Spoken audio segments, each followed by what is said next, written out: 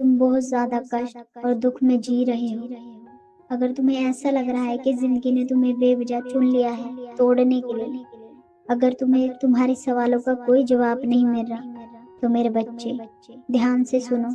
यह संदेश तुम्हारे लिए है। यह उन्हीं लोगों के लिए है जो चुपचाप बहुत कुछ सह रहे हैं।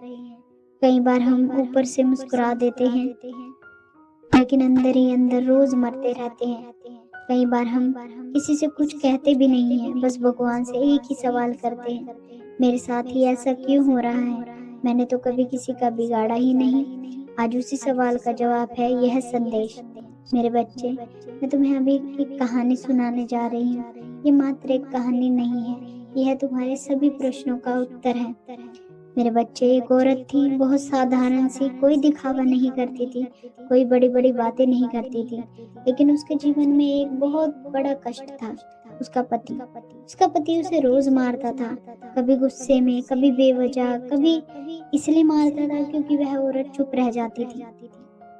वह औरत कभी किसी से शिकायत नहीं करती थी, ना समाज से, ना रिश्तेदारों से, बस अंदर ही अंदर टूटती रहती थी। मन ही मन मुझे याद करती और बोलती, माँ मेरे साथ ही ऐसा क्यों हो रहा है? मैं अपने पति को दिल से प्रेम करती हूँ, अपने सारे कर्तव्य दिल से निभाती हूँ, फिर भी मुझे उसके बदले में ये सब क्यों मिल रहा है?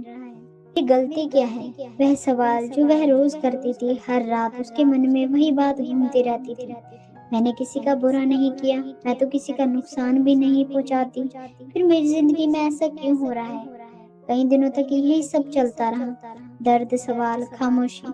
फिर एक दिन जब मारा, उसके पति ने उसे बहुत मारा।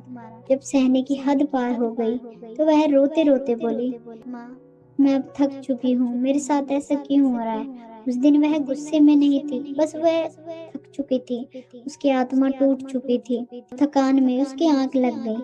जब सच उसके सामने आया, तो उस रात उसे समझ आया कि वह किसी सजा से नहीं, ये उसके अपने ही कर्म है, वे कर्म जो उसने पहले जन्म में किए थे। जिसे वह आज अपने पति के रूप में देख रही है, वही उसका बेटा हुआ करता था। वह बेटा जिसकी वह एक सौतेली माँ थी। उस जन्म में वह बच्चे को मारती, उसे खाना तक नहीं देती थी, उसे तकलीफ देती थी और उसकी तकलीफ को कभी महसूस भी नहीं करती थी। आज वही आत्मा उसके सामने उसका कर्म बनकर खड़ी थी। यह सुनकर अक्सर लोग कहते हैं, तो क्या यह सब सही है?